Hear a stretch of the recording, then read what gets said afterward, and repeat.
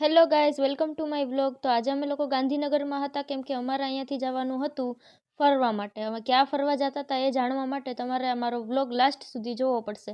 પછી શું, અમે અમારા જીજુની ગાડીમાં સામાન ચડાવી દીધો ને બેસી ગયા અને ફાઇનલી આવી ગયા હતા ગાંધીનગરના રેલવે સ્ટેશન. અહીંયાથી અમારી ટ્રેન હતી, બરાબર.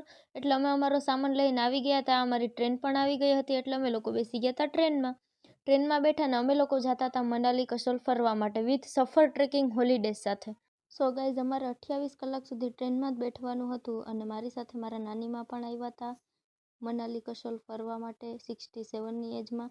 પછી તો થઈ ગઈ હતી રાત અને આખો દિવસ મારે વિડીયો શૂટ થાય એમ હતો નહીં કેમ કે મારી તબિયત થોડીક ખરાબ હતી.